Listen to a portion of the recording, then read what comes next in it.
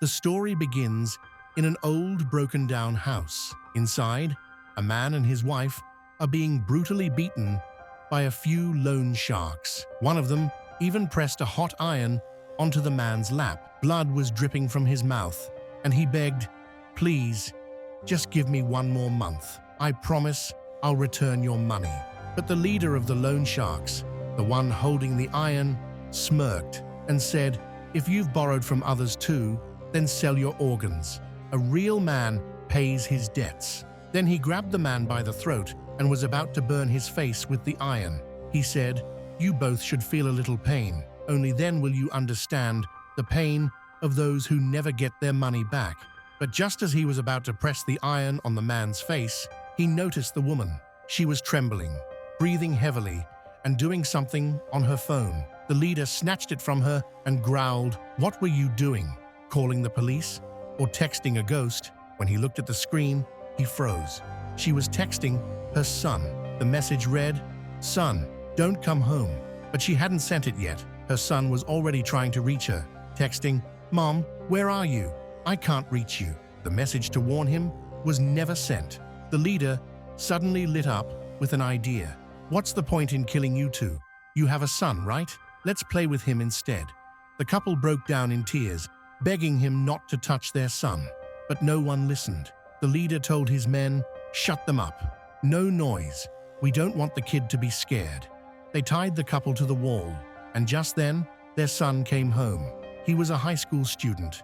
His name was Kang San-woo, and he's the real hero of this story. As he opened the door, his mother, with her mouth taped shut and tears in her eyes, tried to signal him not to come in. But it was too late. San-woo was already inside. The loan sharks were ready. He casually took off his shoes, adjusted his bag, and said, "I'm home." Before he could even grasp what was going on, one of the goons smashed a rod on his head. His mother's heart sank. She thought her son was done for. But then, everything changed. San-woo grabbed the guy who hit him and with a single punch, shattered his face so badly it looked like even hell wouldn't want him. Everyone stood frozen. The leader started sweating. He realized this kid wasn't just strong, he was dangerous. He yelled at his men, "Attack together! Take him down if you have to kill him." One goon charged, but San-woo dodged easily. Then he hit another guy in the ribs so hard you could hear them cracking. That guy dropped the rod and started gasping for breath. But San-woo didn't stop. He landed another heavy punch in the same spot, this time completely crushing the guy's ribs.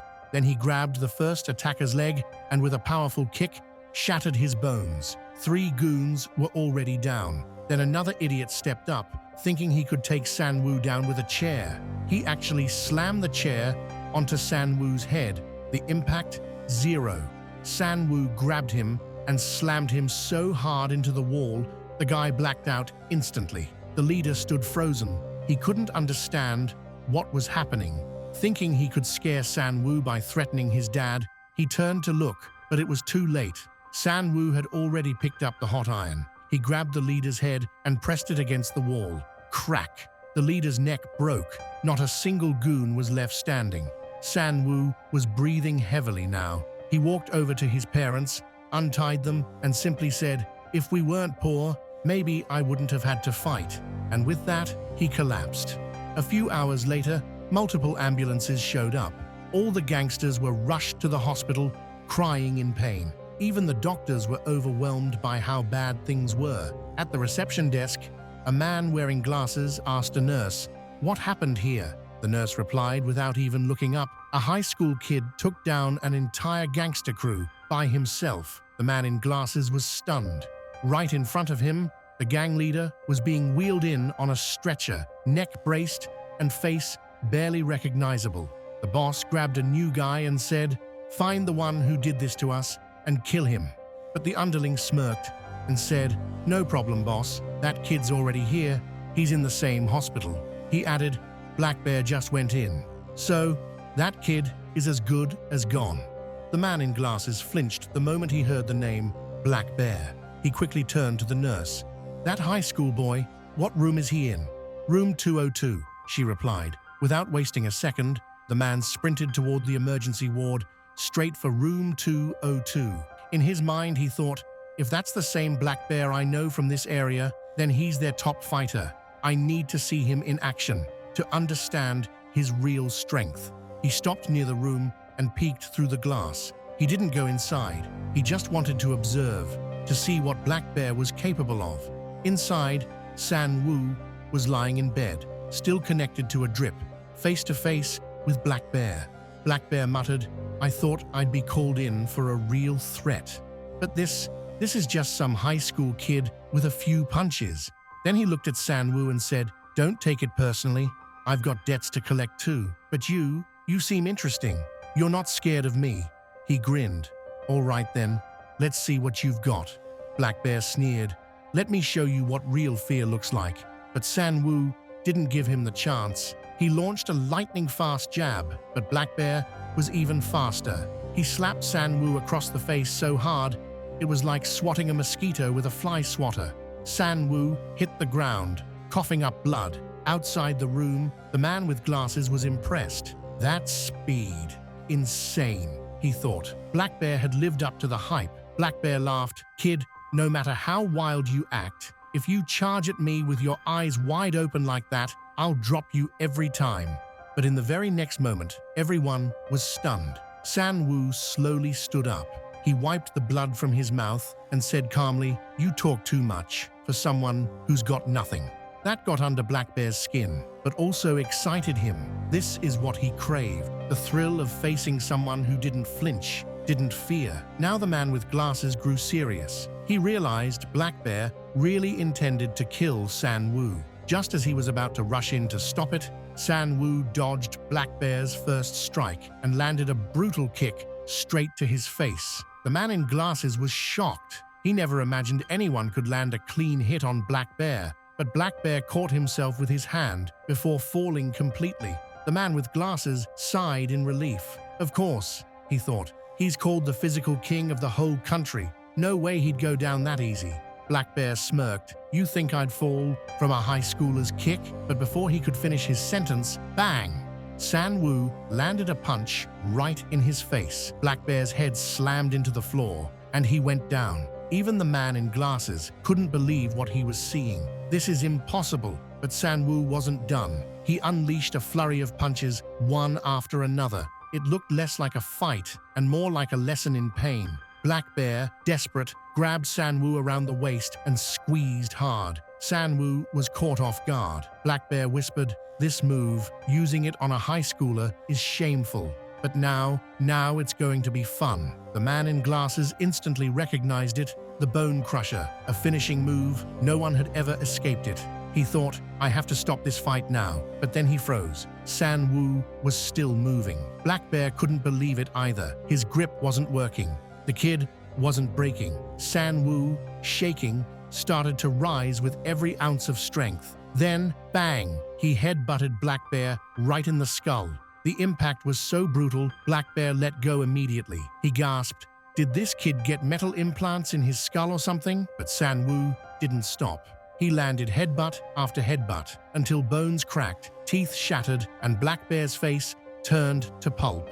The man with glasses finally shouted, stop, he's already unconscious. Then he whispered, enough. Stop now. If this keeps going, cleaning up this mess will be a nightmare. The man in glasses quickly made a call. Car accident, head trauma, room 202, building B, get here fast. San Wu, barely holding himself up, turned to him and asked, who are you people? The man with glasses handed him a card. This contact, he said, can give you everything you've ever wanted. San Wu stared at it, confused.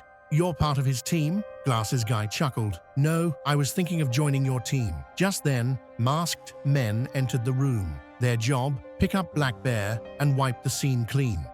One of them asked the glasses man, status confirmed. Should we wrap it up? He nodded. Make sure Black Bear stays unconscious for a while. Got it, the masked man replied, and the cleanup began. San Wu just sat there, overwhelmed. Who are these people? What the hell is this world? Glasses guy walked back over and handed him the card again. This contact belongs to the one who can give you everything you've ever dreamed of. San Wu took it, but had no clue what it really meant. The man said, you just have to fight for whoever you serve.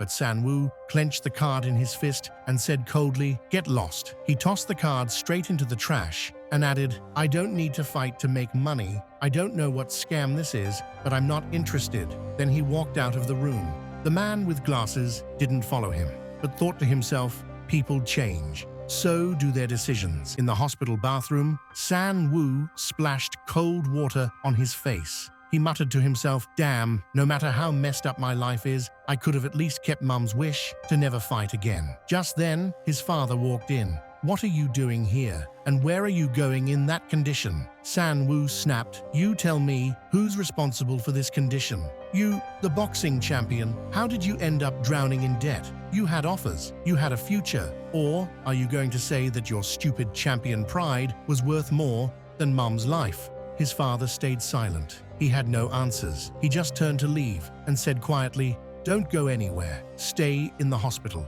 Moments later, San-woo felt dizzy. He nearly collapsed, grabbing the wall for support. He sat on the floor, breath shaky. "What is this?" he whispered. He thought maybe it was just lack of sleep, but something felt off. "My head only hurts like this when I think about him," he muttered to himself, "because I hate him." He hated his father for always choosing everything else except them. His father would always bring him home injured, and every single time he would bow down in front of the bully's parents, the very ones whose kids had beaten up Sun-woo. Sun-woo never trusted his dad. He refused to believe that his father had done everything he could. He felt like he was sinking, falling deeper into a pit with no way out. For a high schooler who wasn't even old enough to work on deep-sea fishing boats, changing his life felt impossible. Even covering basic daily expenses had become a fight. The delivery bike he used for work, company property, was destroyed. Why? Because he refused to play along with the school bullies. That refusal cost him more than just bruises. It piled more debt onto his already struggling father, and with his mum's condition, he couldn't even think about running away. His life was trapped, buried, rock bottom. Suddenly, he woke up, lying in an unfamiliar hospital bed. His head was pounding. He had no idea when he'd been moved to a different room. He grabbed his phone to check the time. But the moment he opened the screen, his heart sank. A text from his dad. "It's time I tell you everything." Sun-woo froze. What the hell is he hiding now? Before anything, he decided to check on his mum. He called his dad right away. His father's voice was urgent. "Don't go home. Some gangsters are hiding there. It's dangerous." His dad explained that Sun-woo had been moved to another hospital room under a fake name for his safety. Sun-woo's chest tightened. "Then where's Mom? She's safe, hiding in a motel near the police station." "I can't talk long. Don't go anywhere." The line went dead. Sun-woo just sat there, still, blaming himself. If I hadn't messed with those gangsters, none of this would have happened. But he shook the thought off. He needed to find his mom. Now, he grabbed his jacket just as his phone rang again. Caller ID, Dad. But the voice wasn't his father's. It was a panicked man. "Are you Mr. Kang-sun?" Sun-woo. "Yeah. Who are you?" "There's been an accident. Your dad collapsed. He's unconscious. His condition is serious. A workplace accident. Multiple bones shattered, ribs broken." Hours later, Sun-woo was standing in the ICU, staring at his heavily injured, unconscious father. The doctor said, "The surgery is extremely complicated. It'll cost over 100 million won. And that's just the start. Long-term treatment, rehab." Sun-woo broke down. Tears streamed down his face. "Where am I supposed to get that kind of money? Where do I even start?" Then he remembered the red business card, the one he'd thrown in the trash. Without wasting another second, he ran straight back to that room. Sun-woo ran back to the room where he'd first received treatment, room 202. But when he got there, it was completely empty, cleared out, wiped clean. He collapsed to the ground. Tears burst from his eyes. "It's all my fault," he whispered, apologizing to his father, over and over crying, "I wish I had just died instead." Suddenly, a familiar voice spoke from behind.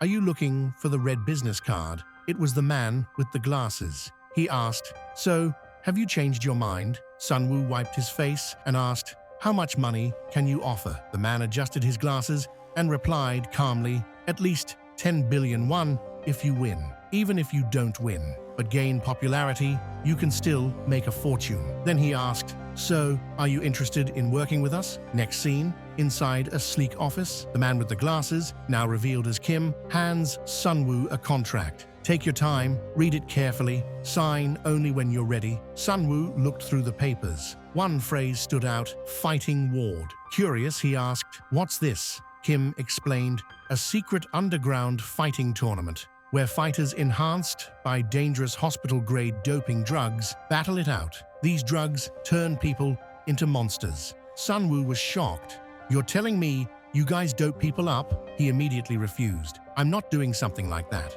Kim, unfazed, pulled out some of the drugs. "These aren't just ordinary enhancers. Some of them can give monster-level strength to old men. It's optional, not mandatory." Sunwoo snapped, "Who are you?" Kim smiled. "Apologies for the late intro.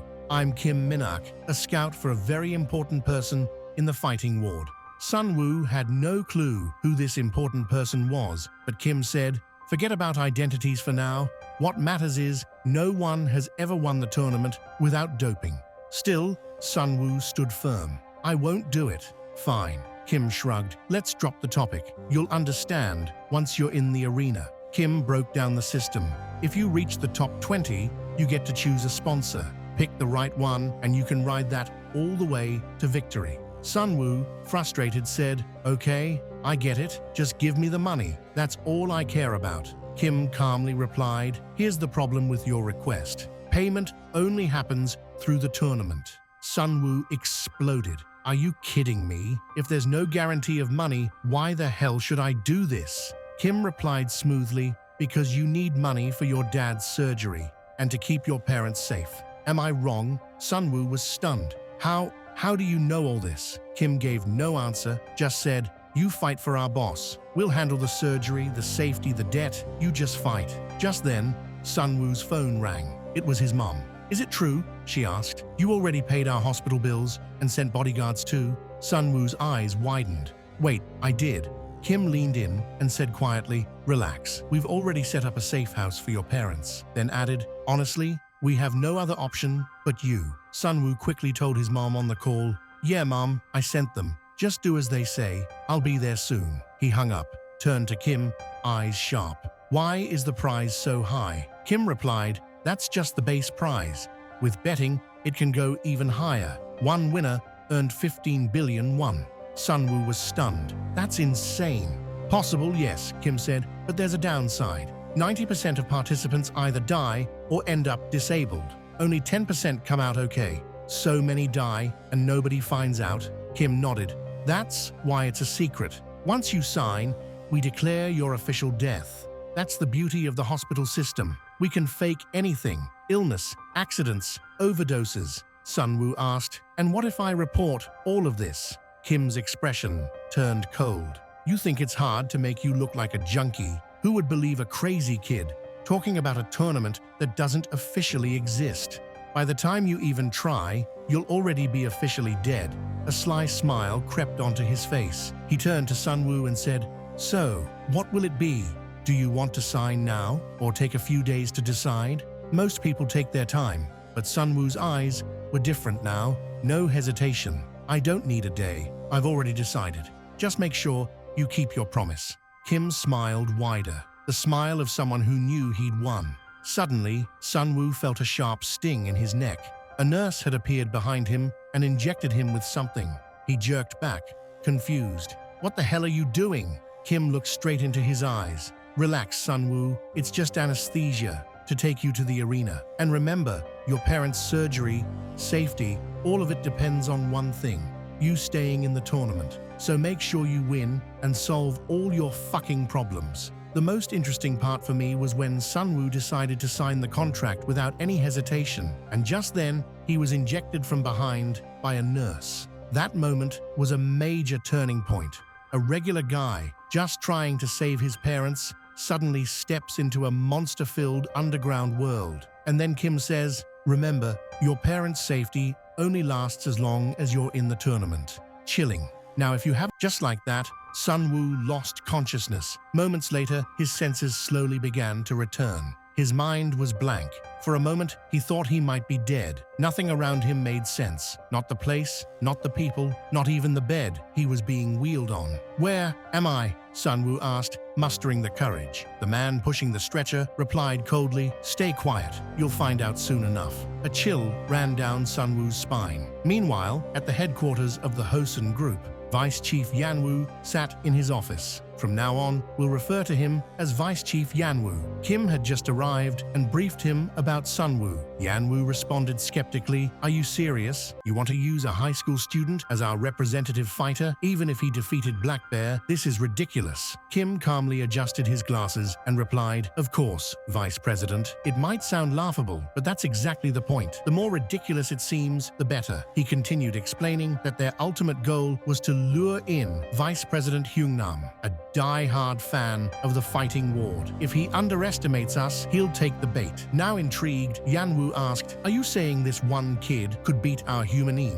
Kim nodded. "We examined his body. Surviving Black Bear's bone-crushing technique alone was a miracle." Back at the fighting ward, Sun Wu's eyes slowly opened. Blurry visuals, foggy thoughts. He was still confused. Where was he? Who was the person about to step on him? Suddenly a voice yelled, "Step back or we'll shoot." The boy, threatening Sun Wu, quickly backed off. Sun Wu was still lying on the ground, surrounded by flying drones. One drone came close and announced, "Participant consciousness confirmed." Sun Wu looked down. He was in a school uniform. "Wait, I didn't wear this," a loud announcement echoed. "Round 1 match. Starting now. Welcome to the doping test round." Everyone's heartbeat quickened. This round would determine the 200 fighters who could advance to the main battle arena. Their fate now rested on a single injection. For some, it would be a gift of power. For others, a death sentence. Let the selection begin. Each participant will be given a random doping injection, each designed to enhance a specific physical trait. Meanwhile, VIPs watching the tournament were told, "You may now place your bets." Each fighter was given a doping kit. The same boy who tried to attack Sun Wu earlier grabbed his doping gun with excitement and injected himself immediately. Sun Wu looked at his own kit and muttered, "I've already broken my promise to my parents. I said I'd never fight again and that I'd graduate school.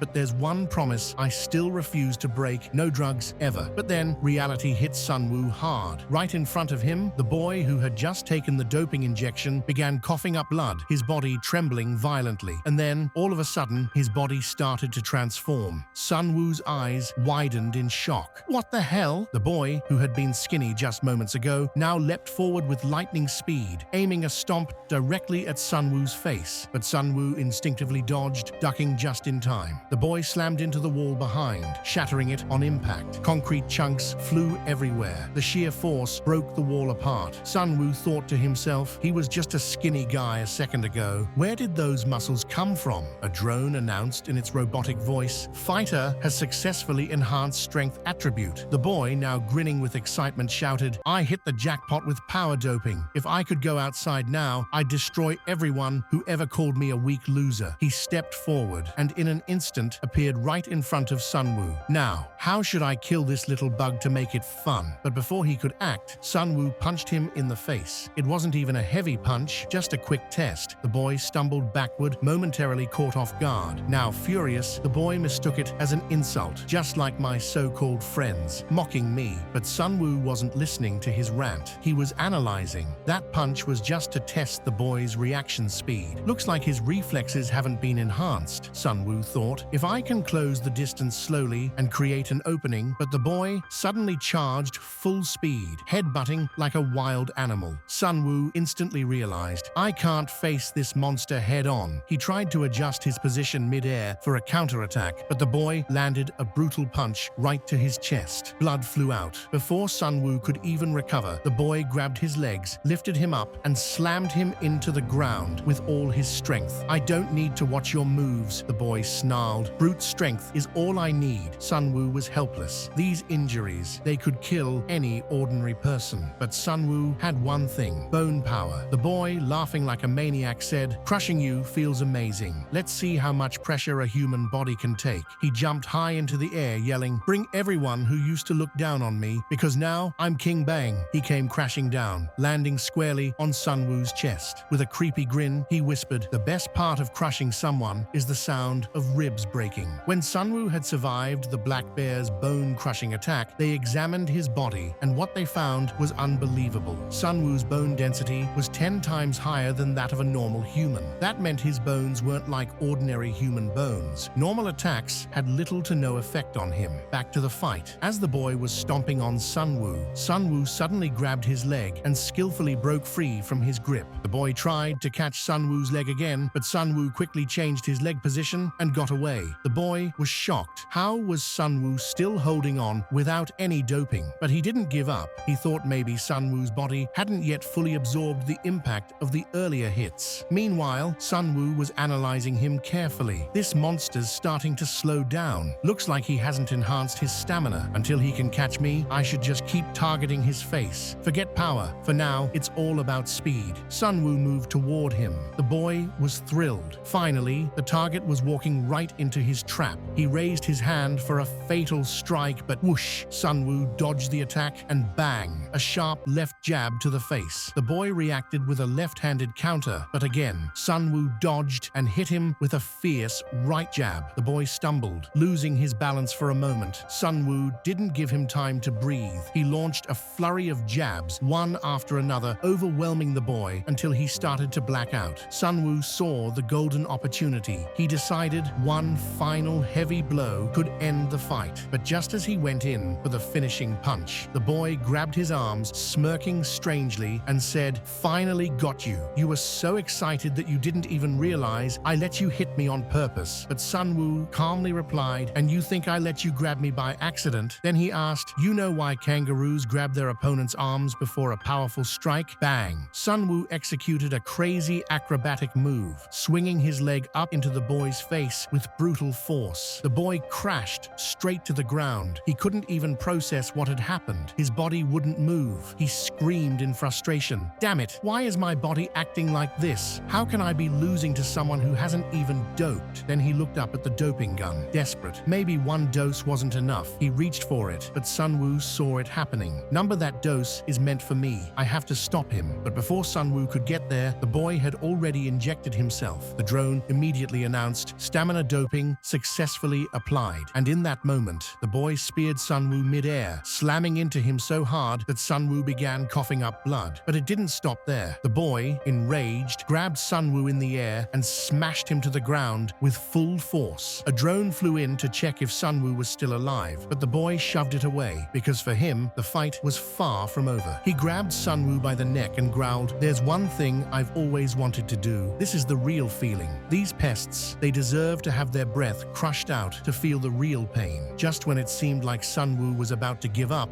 suddenly the boy collapsed to the ground and died. The drone announced, "Game over due to player death." Yanwoo, who had been watching everything, stood there completely confused. "What just happened?" Kim replied, "He died due to doping overdose." Adjusting his glasses, Kim explained, "The survival rate for using two different types of doping back-to-back is less than 0.5%. He had already taken power doping. Then he went for stamina doping. This outcome was inevitable." Yanwoo smirked. "Well, I have to admit, you got lucky. Your opponent killed himself." Kim replied, "Maybe, but I wouldn't call it just luck. Sunwoo's body is unusually strong." Yanwoo responded, "There's nothing strange about it. He just doesn't break easily. But you know, there are even bigger monsters here." Kim said calmly, "Sunwoo is different. With doping, you can enhance muscles, organs, even hormones. But there's one thing you can't enhance: bones. And Sunwoo's bones hold some kind of secret. That's what makes him special." Yanwoo said, "Let's see how special he is when I enter the round." Then he asked Kim, "What's the next step?" Kim adjusted his glasses again and replied, "Sunwoo has passed the doping test round. Now he'll receive urgent treatment and then he'll be put together with the survivors, players who have developed various powers." Later, in the treatment room of the fighting ward, Sunwoo sat with a worried expression. He muttered, "That guy died because of me." Just as Sunwoo was about to turn and attack the guy, he got a big surprise. Someone stepped in between him and the big guy, stopping him. The man calmly told the big guy, "Enough, stop it." The big guy, clearly irritated, grabbed the man's arm tightly, but the man didn't react at all. He spoke firmly, "Let go of the student. He's just a kid." And with a strong motion, he pulled his arm free. The big guy scoffed. "A guy with only one doped arm thinks he can stop me for the sake of some weakling." Sunwoo was fuming inside but decided to ignore it. Getting injured unnecessarily would be foolish. The big guy, now fully enraged, decided he'd just kill that man right there. Sunwoo wasn't the type to stand by and watch someone get bullied in front of him. But the real shock came next. A gunshot rang out from a drone hovering above. The big guy collapsed. The drone made an announcement. Briefing will now begin. Any player who harms others outside of designated schedule will be immediately executed. Sunwoo was stunned. These people, they kill without even giving a warning? Can anyone actually survive in here? Just then, a masked figure appeared on the screen. With enthusiasm in his voice, he announced, "Congratulations to those who passed the doping test. In the last round, the only goal was survival. There was no elimination. But from now on, every round will have elimination. And elimination means incapable of further combat." He paused, then said with a grin, "But you're all here for a reason. A grand prize of 1 billion rupees." All the players were instantly excited. Even Sunwoo thought to himself, if I could win that money, my family could finally live a normal life. He made up his mind he would do whatever it takes. But then the masked announcer added, "Unfortunately, the prize will go to only one person." The players groaned, but he continued, "Don't be disappointed. If you survive and make it to the top 16, you'll receive 5% of the total VIP betting amount placed on you." Now, the excitement reached a new level. Some weaklings whispered, "We'll win the prize and snatch that betting money too." Then the rules were explained. Each player will have their own broadcast channel. A personal guide will be assigned to each, along with a camera. VIPs will watch and bet on the ones they believe will win. The more attention you attract, the more money you make. Then came the housing arrangement. Players will be given 5% rooms, their living quarters, till the game ends. You're free to choose your own roommates. If you have further questions, your guide will assist. Meanwhile, the clown guy whispered to the crab guy, "To attract VIP attention, we need to be seen with strong players. We'll have to make some big moves." The crab guy sneered, "If I share a room with that high school kid, I won't earn a single penny." Sunwoo sighed to himself. Damn, even finding a room is turning out to be this tough. Just then, the same person who had saved him earlier spoke up again. "Don't stress too much. I'll make sure nothing happens to you before the official matches begin." Sunwoo didn't reply, but he noticed the man's hand was still trembling, clearly from the force of that giant guy's grip earlier. As they were talking, someone walked past them. Sunwoo felt like he recognized the man. "Maybe someone famous?" the man said. "Looks like there's a room where no one's competing for space. Let's check it out." Sunwoo was suspicious. He got hurt because of me, and now he wants to room with the one guy everyone is avoiding. But he thought to himself, danger is everywhere in this place, no matter which room I choose. So he decided to go along with him. Meanwhile, the clown guy looked at them and scoffed. "This looks like a complete disaster group." The crab guy predicted their viewership will be the lowest. The clown guy added, "Exactly why I picked the room next to the most popular ones. Sharing the same room is dangerous, but if I stay next door, I'll still get screen time." The crab guy agreed. Right, if meatheads attract the VIPs, just being near them is beneficial. In the opposite room, 3 huge muscle-bound guys were sitting around. They looked terrifying. Suddenly, a blonde-haired guy entered, closed the door, and calmly walked toward them. He said, "I like the spot you guys have taken. Mind shifting over a little?" One of the big guys stood up and growled, "The cameras aren't even on yet, and you come in, closing the door behind you? Looks like you've got a death wish." He swung a left arm punch at the blonde, but the blonde guy casually raised just 2 fingers. Bang! He struck the weakest point on the man's neck. The giant collapsed immediately, his neck twisted unnaturally. The other 2 muscle guys stood in shock, frozen. The blonde looked at them and asked, "Anyone else want a greeting?" No one said a word. Silence. He smirked. "Good. Staying quiet is the smart choice, because the one I really want to greet is someone else." His name was Herman, age 19. For reference, we'll call this blonde guy MSU. Hours later, inside a car on a bridge, Kim spoke to Yanwoo. "We just got intel. The first vice president is planning to team up again with Troy Machun, last tournament's champion." Yanwoo clenched his fist and muttered in frustration, "Damn, of course he would go for him. There's no one who can beat Troy. Unlike me, all I've got is a high schooler as my alternative." Kim replied coldly, "If Sunwoo makes it to the top 16, he'll qualify for the second doping round. And with a body already 10 times stronger than a normal human, once doped again, he could become a record-breaking fighting monster. The man assured Sun Woo, "Don't worry too much." Yan Wu was a bit concerned, but wondered how to keep him on their side when other VIPs will try to snatch him away. Kim confidently said, "Don't worry about that. Right now, the 5 people in his room had the lowest viewership during the doping test round." Back at the fighting ward, Sun Woo entered his new room with the man who had saved him. The man said, in a weird tone, "Gaining viewership here won't be easy. The audience is attracted to fighters who have a real chance to win." There were already some people in the room. Amanda Grock, 23, a capoeira fighter, Kim Minho, 25, a boxer and the youngest competitor, and Minan, 28, who was literally trying to touch his elbow with his tongue. Cameras circled the room, filming everyone. The man said to Sun Woo, "Looks like the guides have started filming. We have to attract the VIP's attention for betting money." Then the man put one hand on the ground and flipped his whole body upside down, doing acrobatics. Sun Woo thought, this isn't anything special. But then Amanda stood up, placed one finger on the ground, and lifted her entire body with it. Sun Woo was shocked. How could she lift her whole body with just one finger without any momentum? Amanda and the man started competing on who was faster. Minho said, "Strength is for fools," and zoomed forward and backward at full speed. Meanwhile, Minan finally managed to touch his elbow with his tongue. Everyone was showing their talents to grab the audience's attention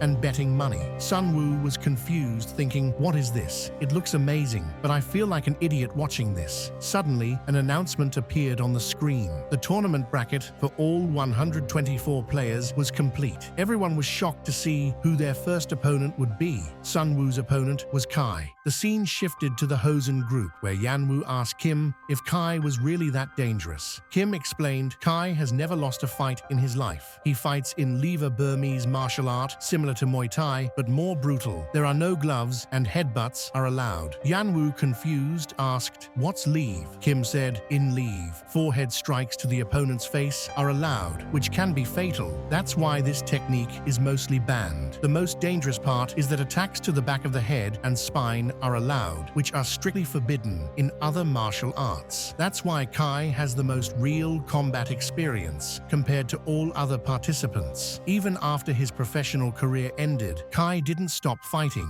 Instead, he began taking on infamous street fighters, which led to an organization recruiting him. Yan Wu finally asked, "Do you really think Sun Woo can stand against him?" Kim replied, intrigued, "I don't know. So far, Sun Woo has only fought dead collectors and a guy like Black Bear people who never had proper martial arts training." The scene shifts back to the 5-person room in the fighting ward. Sun Woo rose from his box, feeling quite relieved. He wondered how long he had been asleep, but immediately realized his body felt unusually light. This wasn't just a light feeling, it was the same sensation he had felt before after fighting Black Bear. The same feeling as if he had become stronger. Just then, the man who had saved him also got up and told Sun Woo, "No need to be surprised. When muscles are pushed to their limit and recover without permanent damage, they naturally become stronger." Then he added, "Looks like you never pushed yourself to that limit before." Sun Woo thought in shock. Is he telling the truth? When I fought Black Bear, I was already at my limit, but I didn't even realize how I was still fighting. The man said, "Forget the muscles, your recovery speed also seems abnormal. Maybe you're a victim of some recovery doping."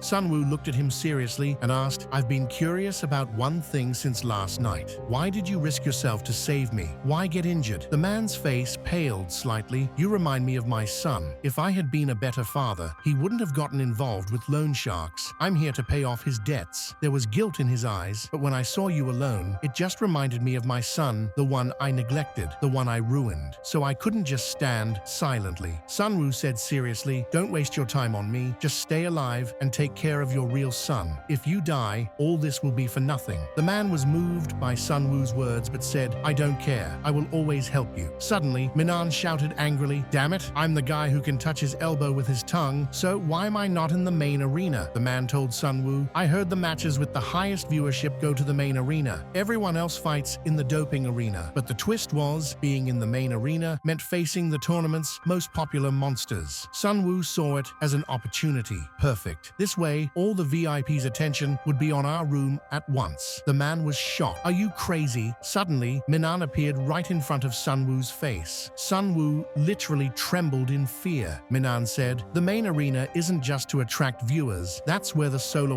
wife herself personally comes. Those people are the real powers of the world. The scene shifts. Night had fallen. Outside, a house deep in the forest, 3 cars were parked with their headlights on. Inside the house, Kim and Yanwoo stood by a fire. Yanwoo said to Kim, "I thought I was going to the arena." "What kind of lousy place is this?" Kim calmly replied. "The exact location of the fighting ward is a secret. Only the organizers know. Maybe that's why it's in such a hidden spot." Suddenly, they realized someone else had connected to Sunwoo's channel besides them. Yanwoo got confused. "Suddenly, is someone watching us?" At that moment, a voice came from above the building. It sounded like there was a misunderstanding. It was a girl, Shangyan, age 19, the youngest daughter of the Hojun group. She casually said, "I'm just interested in Sunwoo. I'm not stalking you two." Yanwoo's blood boiled. "Seriously? A few days ago, I got kicked out of the company, and now you guys are following me like rats?" Kim said calmly. "Looks like this young lady has a special interest in the boss, and I think she might have some ulterior motives." Yanwoo warned sharply, "If you're planning something, it's better to quietly leave. Whatever you're thinking won't work." Before anything else could happen, a drone and a car stopped right in front of them. They were there to pick them up. 2 guides who would take them directly to the fighting ward's main arena. A drone announced that it would now escort everyone to the arena, clearly signaling that the next phase of the competition was about to begin.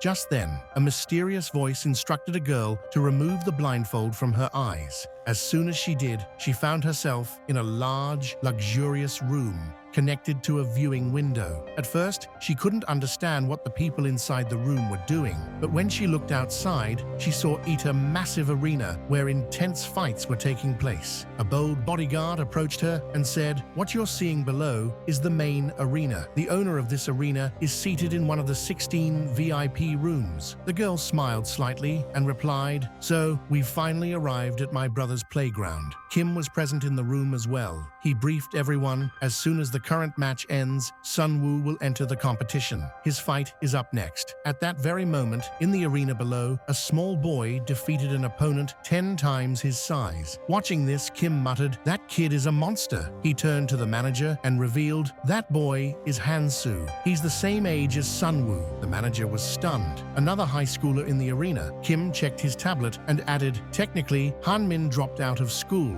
so he's not a student anymore. But strangely, he quit the same school that Sunwoo was expelled from." Just then, a guide drone arrived near 2 fighters and made an announcement. "The match between Room 9 and Room 20 has ended with Hanmin's victory. Next up, Room 10 versus Room 28. As the announcement echoed, all the fighters from those rooms started stepping out. When Sunwoo and the old man walked into the arena, they were even more stunned than they had been in the previous round. Minho's match was scheduled first. The other 10 fighters waited patiently for their turn. Anyone who lost had to leave the stage immediately. The old man knew that Minho wasn't the kind to panic easily, but then suddenly something shot towards Sunwoo at incredible speed, like a projectile. He flinched in shock. It turned out to be just a rock-one that had been hurled at blinding speed. But Minho wasn't an ordinary fighter. He instantly realized the stone had come from none other than Hanmin, and he also knew very few people would have noticed such a quick move.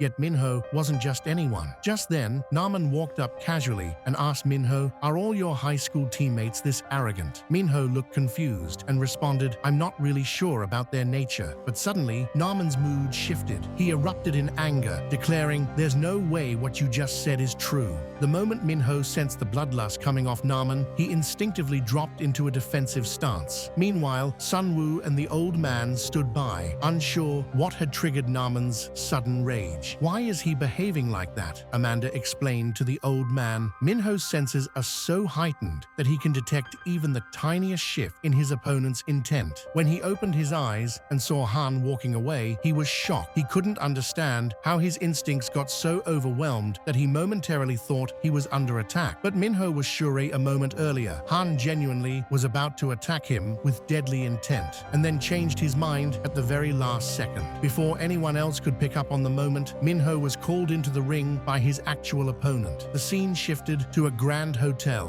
where a wealthy president was watching the fight on a large screen. He turned to his butler and asked about Minho's opponent. The butler responded, "His name is Peace, and while the kid may have some flashy moves, Peace is a solid wrestler. If he finds his rhythm, he can crush his opponent within seconds." He continued, "Wrestlers have always dominated the top tiers of mixed martial arts. It's the strongest base in combat. Even when attacked with just fists, a wrestler can grab and control the fight. The most dangerous opponents aren't those who punch, they throw their entire body weight into every attack." In short, the butler concluded, if you're a good wrestler, you've got nothing to fear. Minho was being compared to Peace on a physical level. As soon as Minho took a boxing stance, Peace chuckled. What is this? Some kind of boxing cosplay? He assumed Minho couldn't fight without gloves. Unfortunately for Peace, his first opponent was Minho. But before Peace could laugh further, Minho moved in and landed a punch with insane speed, one that hit Peace's eye so hard it was likely he'd never be able to see from it again. Peace howled in pain, his face contorting in agony. Minho, on the other hand, remained cold, completely calm. One single strike and Peace was already injured and disoriented. He could now only see out of one eye and barely even follow Minho's lightning-fast movements. Minho kept attacking from the same damaged side, making it impossible for the much larger Peace to react or defend. Suddenly, Minho landed a left uppercut and, without missing a beat, followed with a right straight punch to the face. The impact was so intense that it may have fractured Peace's skull, and yet Peace neither fell nor backed down. He stood his ground, refusing to collapse. But Minho showed no mercy. He launched attacks from every angle, each strike brutal and devastating. The hits came so relentlessly that Peace's second eye was also beginning to give out. Minho wasn't just winning, he was demolishing Peace piece by piece. Everything was happening so fast that the big guy couldn't properly track Minho's moves. The old man was shocked watching Minho, who had almost defeated his opponent with just a few punches. But Amanda pointed out that somehow Peace was managing to grab Minho's fists and trying to stop them. Then the scene suddenly shifts to the stage. We see that Peace had almost launched an attack on Minho, but Minho instantly jumped back, creating distance. He himself was confused. He had been dominating Peace, so why did he suddenly feel danger? Peace, too, was shocked. How was he able to block those attacks? That's when he remembered the moment his one eye briefly started seeing clearly. His instincts kicked in. The intensity of that savage fight was so crazy that his entire body went on high alert. It felt like Peace had entered the second phase of a boss fight. He closed his eyes, and even Minho couldn't properly understand what was happening. But he knew one thing: he had to stay alert,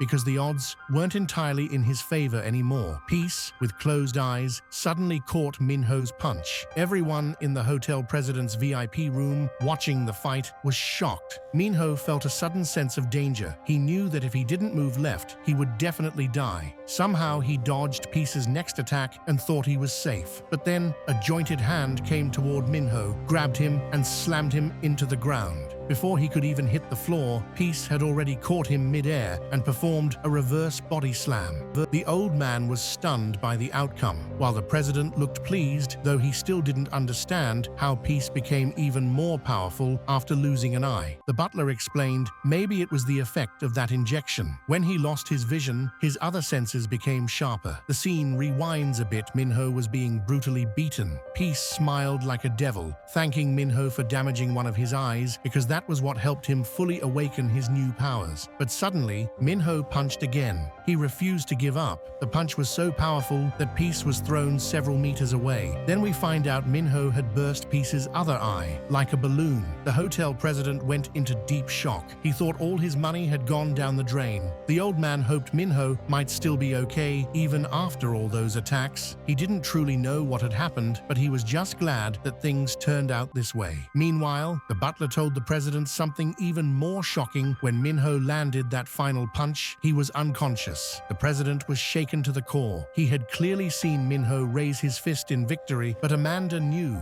Minho needed to regain consciousness immediately. Minho had to wake up before Peace could find him using his enhanced senses, even without eyes. Now we see that Peace has awakened, but Minho is still unconscious. Peace couldn't see a thing with either eye, but surprisingly, this wasn't a weakness. It became an advantage. His senses were evolving with every passing second. He could smell the floor, feel the dirt particles in his opponent's breath, and even detect slight changes in air pressure with his skin. It felt like he could see behind himself without turning around. At first, he had thought the injection he took wasn't powerful since it wasn't some kind of power-type drug, but now he realized that injection was insane. He now possessed powers that were growing stronger every second. Peace started laughing maniacally while everyone stood stunned, staring at him. He finally decided because of Minho, he had received this strength, so he would let him rest peacefully. Then suddenly, he jumped and launched an attack. Meanwhile, Minho was still unconscious. His body wasn't ready to respond to Peace's presence, but then he remembered he had to avenge his innocent brother's death. At that moment, he recalled how he was dragged into the underground fight arena when he was just searching for weapons. That memory was so powerful that Minho's eyes snapped open. His body came back under his control, and as soon as he opened his eyes, he saw Peace about to strike him with a sharp elbow attack. But something was odd. Peace's speed looked as slow as a turtle. Minho quickly understood Peace hadn't gotten slower. It was himself. He had become much faster. Peace's attack was so powerful that it cracked the ground, but Minho was no longer there. The old man was also stunned, watching this. What just happened? Peace saw Minho, and Minho thanked him for his enhanced senses. After resting a bit, Minho had recovered considerably, and now Peace finally understood. This little boy was no joke. Minho was now faster than before. He took his stance again and teased Peace to follow him. He had gone back to basics and took the first step. Peace immediately sensed that a major attack was coming. The fight resumed between the two, and somehow Peace blocked Minho's punch at the exact right moment. But Minho was fully confident. He knew one blocked punch could be a coincidence, but the second one will definitely land. But then another attack failed. That's when Minho realized he'd have to take things one step further. Peace's senses had become so sharp, Minho wasn't able to land even a single strike. He was confused. How could such a heavy guy track his speed like this? Peace could sense even the slightest heartbeat of Minho. He knew now there wasn't a single blind spot left around him that could take him down. Even Minho realized that fighting this opponent at normal speed was no longer possible. As risky as it was, he had no choice but to push to his max speed and face Peace head-on. Minho began charging like a Supra. He knew now was the time to land his special move, the straight light punch. But the moment he threw the punch, Peace caught it instantly, slammed him hard onto the ground. As Minho fell, his neck snapped. Peace calmly asked him, even after powering up this much, "Why did you fall?" Minho suddenly got up. He thought his neck had broken, but it was perfectly fine. Peace just smiled and said, "If you hadn't fallen down, I would have broken every bone in your body one by one." Meanwhile, the old man stood up, realizing Minho's speed wasn't working anymore, but he was still learning and analyzing, trying to figure out what kind of move could possibly defeat an opponent like Peace. Just then, they saw Minho get back up again, and this even after his stamina doping had worn off. Still, Minho tried to maintain his speed, and the old man was genuinely shocked. Suddenly, a punch from Minho landed clean straight on Peace's face. The old man was stunned at what he was witnessing. Minho was now dodging the big man's moves, moving insanely fast, circling him like a madman. The old man couldn't understand how Minho was still keeping this speed up even after the doping effects had worn off. Then another punch landed, second clean shot, straight to Peace's face. Yet the old man was still puzzled. Why is Minho wasting so much energy on fake moves when his actual punches are working? That's when Amanda spoke up again. She explained, "It's exactly because of those fake moves that Minho's punches are connecting." Amanda went on to explain how Minho had stopped using fake moves once he realized his opponent had lost his vision. And that's exactly when the real problem started, because Peace's other senses had evolved far beyond normal at that point. The old man could only understand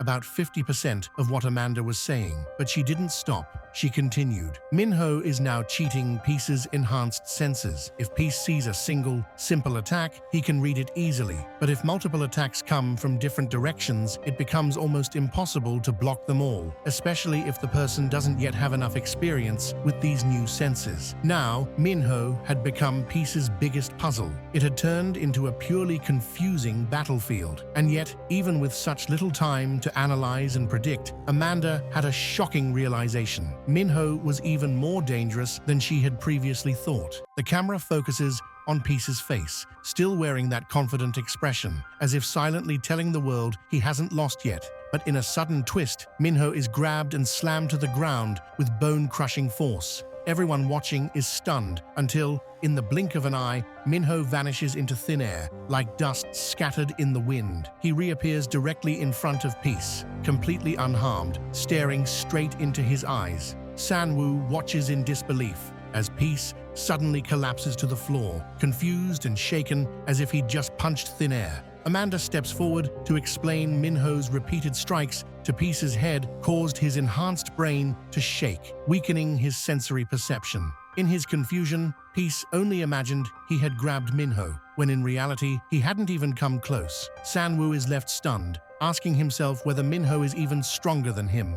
That moment of doubt turns into quiet jealousy, especially seeing Minho fight with such sharp instincts without any kind of performance enhancement. Just then, a drone echoes through the arena, announcing that Kim Minho is the winner. The old man watching from the sidelines jumps up in joy, while the VIP in the high room clenches his fists in anger. After the fight, Minho collapses, exhausted and barely able to stand. Back in the VIP lounge, a girl silently watches and remarks that this no longer feels like a human battle. The realization hits her. Those VIPs who went insane didn't lose their minds randomly. Her bodyguard explains this place isn't just a battleground, it's a full-blown paradise for the elite, offering them money, power, illegal indulgences, and violence, all without consequences. He adds that the pride of the VIPs is now riding on these fights. The girl starts to understand the depth of the game. The second in command is fully determined to overthrow the current leader.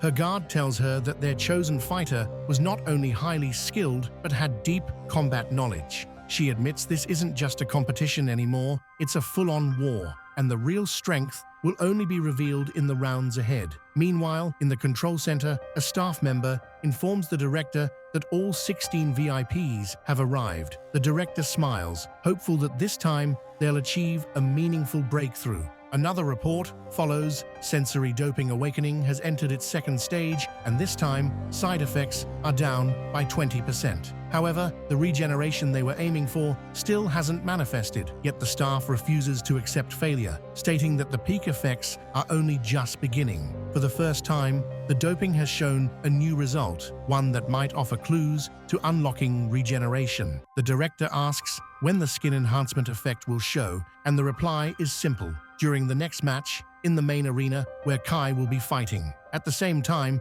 Sanwoo is preparing for his own battle. The old man gives him some final advice, suggesting that if things get tough, it's okay to give up. But Sanwoo, calm and collected, responds, "I won't give up." The old man is shocked. Sanwoo's poise and composure show not a hint of fear. Suddenly, a drone's voice echoes once more. Kangwoo, known as Kai, is entering the arena. Sanwoo watches closely, thinking back to his childhood, where his battle against fear began. He remembers surviving dangerous moments without a scratch. At first, he cried when afraid, but over time, he went numb to fear itself. Even the bullies who once tried to intimidate him began to fear the way he never flinched, never reacted. At this point, Sanwoo had only one fear left: his family's safety. The moment he laid eyes on Kai, a chilling realization hit him. This opponent was on a whole different level. Manager Yanav asked, "What kind of doping is Kai using?" Kim calmly explained it was his first time witnessing a skin enhancement type, and it wasn't just effective, it was insanely dangerous. Kai's skin was so hard, so coarse, that even the slightest contact could rip through his opponent's skin and muscles. He wasn't just a fighter, he was practically a walking weapon. Kim also noticed that most of the VIPs were betting heavily on Kai, all because of his unmatched training. and the terrifying results of his skin enhancement doping. Yanav looked uncertain. "Should we still bet on Sanwoo?" Kim replied coolly. "So far, all bets are on Kai. No one has dared to back Sanwoo except one. Someone placed a $1 billion bet on him earlier." The revelation left manager Yanav speechless. The scene shifts to a quiet chamber, where a guard asks Seon, "Are you sure about this decision?" Seon answers with resolve, "I'm trusting my intuition. Beating veterans takes one thing: big risks for big rewards." Suddenly, the drone's voice booms across the arena. Match begins: Kai versus Kang Sanwoo. Sanwoo steadies himself, filled with determination. But one thing gnaws at his focus. Why hasn't Kai made a single move to prepare? Sanwoo calls out, "Are you actually going to fight or just talk?" Kai, calm and emotionless, replies, "I'm a warrior, I don't hurt the weak." Then, slowly stepping forward, he adds, "I'll attack you only once, using 10% of my strength." And in the very next second, with terrifying speed, Kai delivers a brutal kick. Sanwoo couldn't even react. The entire arena falls silent, in shock. Manager Yanav is stunned by the sheer force of the attack, thinking the match might already be over. The old man mutters, "It's better if Sanwoo just gives up now." But Minho notices something. The kid isn't even screaming in pain. Something's off. Sanwoo realizes it too. Kai wasn't trying to hurt him. He just wanted to scare him. Minho explains, Kai isn't saving Sanwoo. He's embarrassed to be fighting a high schooler, afraid his reputation might be damaged. That's why he's pretending this fight is beneath him. Then Kai coldly tells Sanwoo, "You should have pretended to be unconscious, not acted like you're in pain." But Sanwoo suddenly snaps back. "Do you have any real moves, or is talking your only superpower?" That hits Kai hard. He's genuinely caught off guard. For the first time, he admits he underestimated Sanwoo. He resets, and this time he charges in with full speed. But Sanwoo raises his leg and blocks the kick. Silence drops like a hammer across the arena. Kai instantly follows up with a punch, but Sanwoo just tilts his head, dodging it completely. Kai is visibly shaken. The high schooler's agility is unreal. He goes for a strike to the head. Sanwoo not only dodges, but lands a direct punch to Kai's face. Manager Yanav is frozen in shock. Meanwhile, in the VIP box, the girl's eyes sparkle with excitement. Sanwoo smirks and taunts. A man who kneels before a high schooler doesn't deserve a second chance. Kai is rattled. Sanwoo continues, "I don't hit people who've already surrendered." Furious, Kai growls, "If you won't fake a loss, then I'll make you want to surrender." He grabs Sanwoo by the shoulder, eyes intense, and says, "I have no choice left. I have to act." Sanwoo is stunned, completely still. And in a flash, Kai headbutts him with 50% power. Pain explodes through Sanwoo's skull. But something strange happens. Kai feels like he's losing control over his own strength. Sanwoo tries to retaliate with a kick, but Kai narrowly dodges. Even then, he notices Sanwoo isn't showing injury. Sanwoo's vision begins to blur. He's struggling to stay on his feet. Kai attacks again. Sanwoo dodges once more, but the force of the blow tears his shirt. The old man gasps. Such light contact, yet the fabric is shredded. But Minho, calm and collected, says, "This fight isn't over yet." And then Kai goes in again, this time with everything he has. This time, Kai's knee landed directly into Sanwoo's body. Without wasting even a second, he raised his elbow, preparing for another brutal strike. From the sidelines, the old man shouted in panic, "No, don't hit the back of his head. That could be fatal. This has gone too far." The floor of the arena cracked violently where Sanwoo's body hit. The entire arena went still. Whose body hit. The entire arena went still, like every breath had been sucked out of the crowd. Right there, in the center of the arena, Sanwoo lay motionless, and Kai stood above him, expressionless, as if that brutal assault meant absolutely nothing to him. The old man's heart sank, his face darkened. This is too much," he muttered, fear dripping from his voice. "He's just a high school kid. Sanwoo might not survive this." Minho, standing nearby, responded coldly, "You're right about one thing." He cut through the old man's worry with his calm tone. "Kai is a monster, just as we've heard." The old man looked at him, confused, unsure of what Minho really meant. Sanwoo still hadn't moved. His head was half embedded into the shattered floor. Kai just stood there, staring down, his mind racing. Was that it? Is this kid done? but something didn't feel right. Just before that elbow had landed, Kai realized Sanwoo had slammed his own head into the ground. Why was he trying to hurt himself, or was he playing some twisted mind game?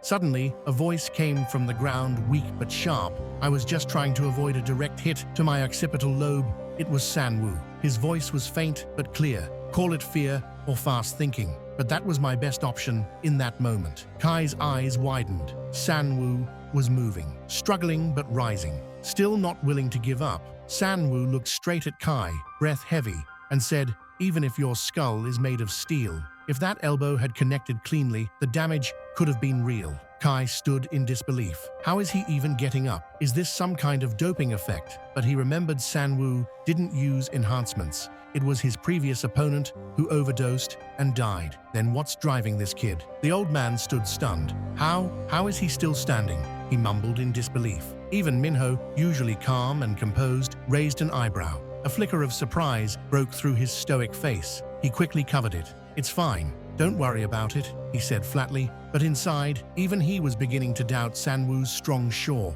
"But this is unnatural. He keeps getting up like nothing ever happened." Now standing tall again, Sanwoo was gasping for air, but his eyes burned with determination. Kai stared at him, genuinely confused. "Hey, kid," he said, "don't push yourself too far. If you just pretend to pass out, I'll accept it. Don't hurt yourself for nothing." Sanwoo took a deep breath, locked eyes with Kai. His voice was sharp, solid. "You're still talking, huh? Can't stay silent even for a second, can you?" Kai blinked, genuinely unsure if this kid had lost his mind from the impact or was just that stubborn. But one thing was now crystal clear. This fight wasn't over, and Sanwoo wasn't backing down. He steadied his breathing, reset into his stance, eyes locked on Kai. Then with a smirk, he said, "Where's all that tough guy energy now? You were making bold claims, right?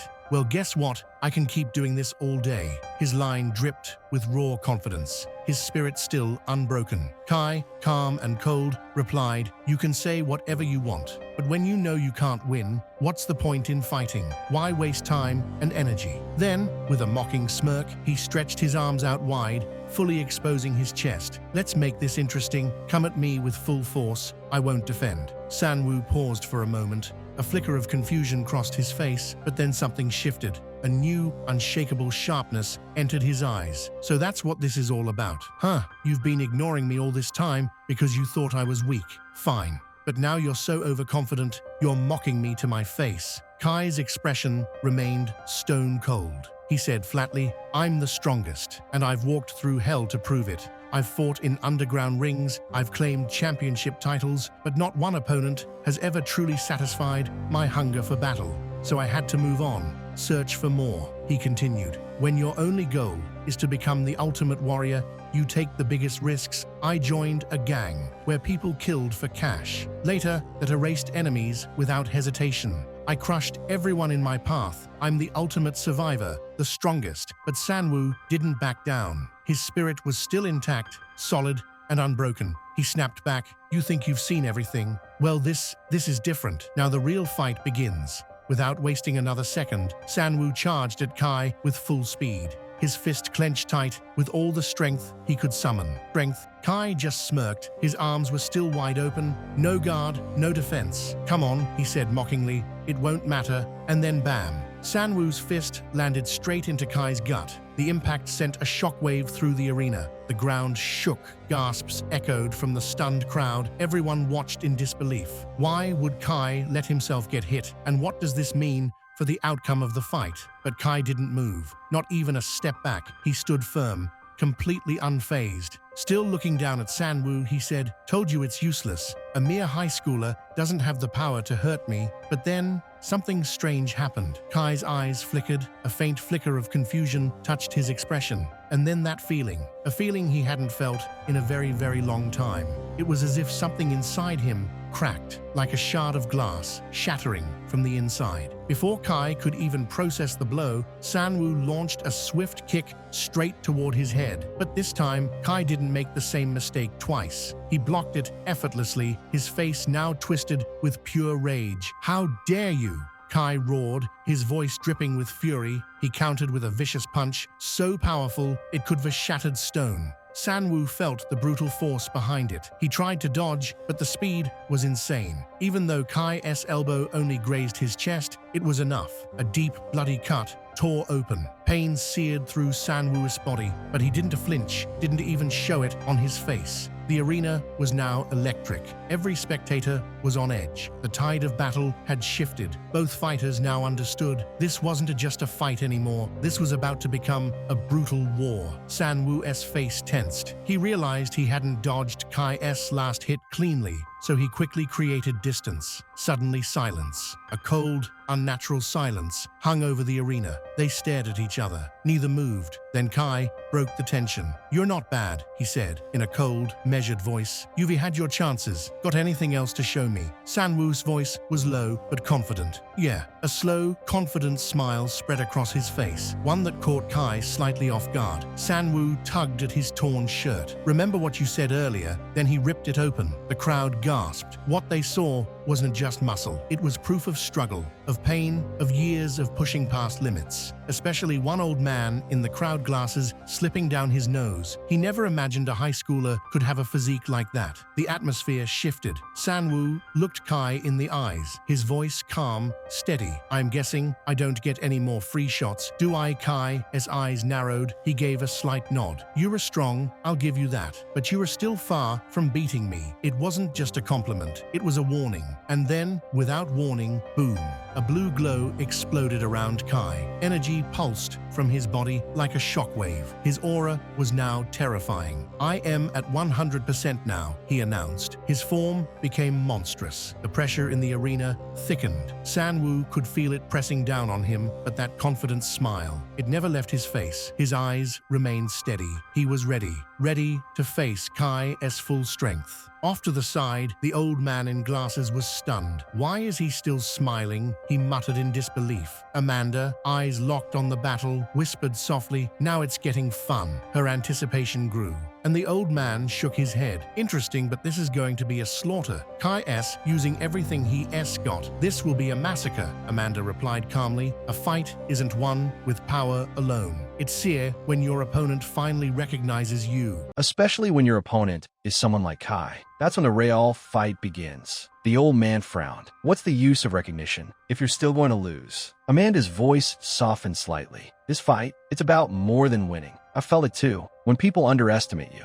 But the moment they finally take you seriously, that's the real victory." On the sidelines, Minho quietly added, "I get it. People always doubted me because of my size. But when you force them to take you seriously, when you see that fear in their eyes, that's when you know all the pain was worth it." For the first time, a small smile crept across Minho's face. The old man still looked unsure, but muttered, "Maybe I'm starting to understand." He looked back at the arena. But can Sanwoo actually survive Kai's full power? The tension in the arena became unbearable. The stakes now sky high. Both fighters stood firm, locked in.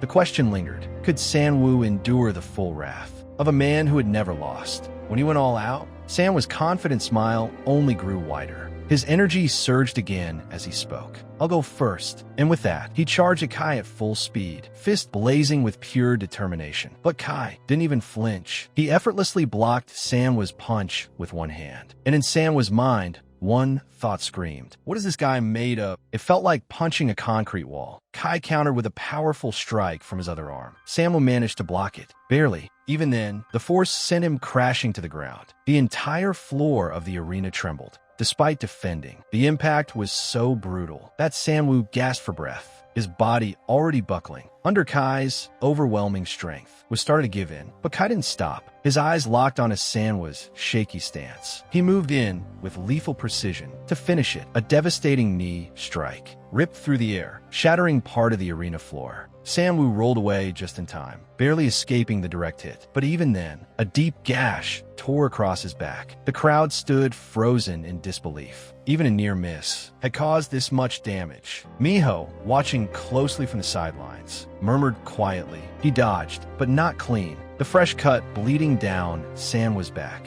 was all the proof anyone needed of just how deadly Kai's power really was. Sanwoo gasped, struggling to breathe. sweat pouring down his face. Only one thing echoed his mind. The power gap, it's massive. For the first time, fear knocked at his door. He can now see it. Clearly, Kai wasn't just powerful. He was a monster, a towering mountain standing in his path. Kai stared coldly at him. Now you see the difference between us. No matter how hard you try, victory is impossible. So why keep fighting? Manhwa's eyes deepened, and a new fire lit within them. He replied in a slow, defiant voice. Don't make me laugh. You're not the only monster here. I've been treated like one my entire life. Then, without hesitation, Manhwa crouched low, gathering every last bit of strength left in him, and lunged forward, delivering a fierce elbow strike aimed at Kai. But Kai, calm and composed, shifted his body just slightly and dodged with ease. Manhwa's strike missed, and he lost his balance. But he wasn't the type to back down. In a flash, he steadied himself and launched into a brutal headbutt. Kai's lips curled into a wicked smile. With a cold voice, he muttered, "Now it's my turn." Both of them charged in, headbutt against headbutt. Their bodies collided with a thunderous crack. But once again, Kai was faster and stronger. Manhwa's entire body trembled from the impact. His knees buckled. He dropped to the ground. Kai loomed over him like a shadow, his towering figure blocking the light. "This fight is over," he said coldly. "Your attacks, too weak. Your stamina, depleted. You're not even fit to fight me anymore." But instead of submitting, a faint chuckle slipped from Manhwa's lips. That chuckle grew, rising, echoing throughout the entire arena. Kai's expression changed. Irritation flashed in his eyes. "Why are you laughing?" he demanded. Manhwa's smile widened. His voice was steady, unshaken. "If the fight's over, then why am I still standing?" His body exploded with intense blue energy, his aura crackling like living electricity. The air itself turned heavy under his power. But just as Kai lunged for the final blow, he paused. Something was off. Manhwa's body was glowing too. At first, it was faint, a flicker, but with each second, the light grew stronger. Despite the uncontrollable pain, Manhwa forced himself to rise. His aura, once subdued, was now matching Kai's raw intensity. The arena fell into a stunned silence. All eyes locked on the two warriors. Manhwa now pulsing with a fierce, fiery glow. Red energy radiated from his body, shifting the atmosphere into something electric and terrifying. In the corner of the ring, the old man cried out in panic. "This intensity, even my blood and sweat feel like they're flying out of me." But his voice was drowned out by the rising roar of Manhwa's energy. Now, Manhwa's eyes burned. With a terrifying light, memories flooded back like a tidal wave. Fighting, I've always hated it. He remembered those long days, coming home bruised and broken. The disappointment in his mother's eyes. Everyone saw him as a monster. Maybe they were right. Even I started to believe it. The old pain flared up inside him. But something dark, something wild, erupted within the arena. He felt it, a twisted laughter rising from deep inside, spreading like a hollow echo across the battlefield. What is this feeling, and why? Can I stop? His eyes locked on Kai. That grin grew impossibly wide. I have no choice. I have to fight through this. I have to win.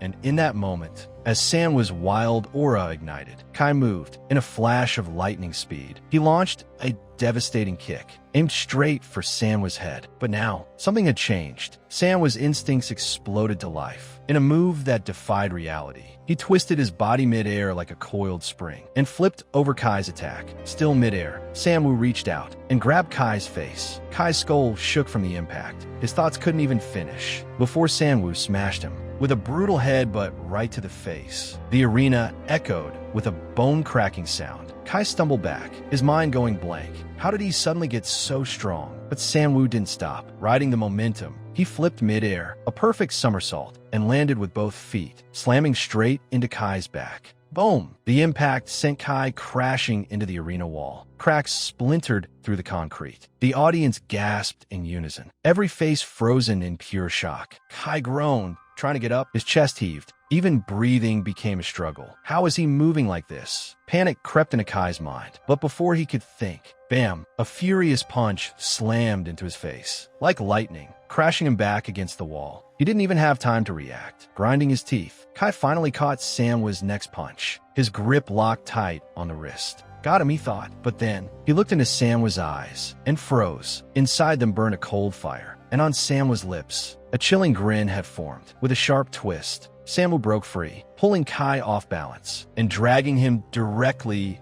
into striking range. Without hesitation, he unleashed a blinding storm of punches, each hit faster, more dangerous, more devastating than the last. They tore through Kai's defenses, like a thunderstorm ripping trees from the ground. Kai's vision blurred. His thoughts spiraled. What is happening? How can anyone move this fast? He had no time to think. Sanwoo caught his momentum and, with a primal roar, drove a final punch straight into Kai's gut. Crack! The entire arena shook from the impact. Shock waves rippled outward. Kai Stremet, his body launched into the air and crashed hard onto the arena floor. For the first time in years, the so-called invincible felt real pain, crushing pain, beyond anything he'd ever imagined. Sanwa's body was breaking, his fists numb, the pain unbearable.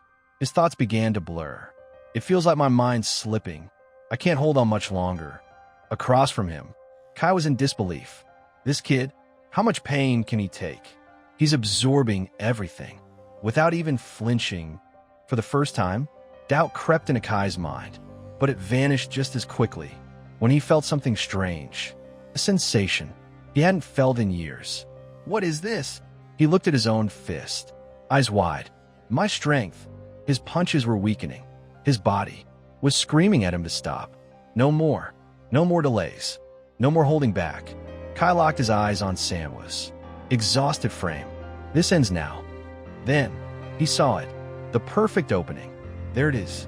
Kai shifted his weight, drew his leg back, and launched forward. A devastating final blow, charged with everything he had left. Thud! His low kick crashed into Sanwa's leg. With a bone-cracking force, the sound echoed through the arena, like thunder, and for a split second, Kai felt like his soul left his body. Sanwoo staggered. He was falling. His eyes stared blankly at the ceiling. I'm fallen. Kai didn't waste a second. This is it. He stepped back, coiled for one final strike, his body ready to deliver the crushing blow. If you liked the video, drop a like and let me know in the comments which part hit you the hardest. And if you haven't yet, subscribe now and hit the bell icon so you never miss an update. See you in the next video. Until then, take care and keep smiling.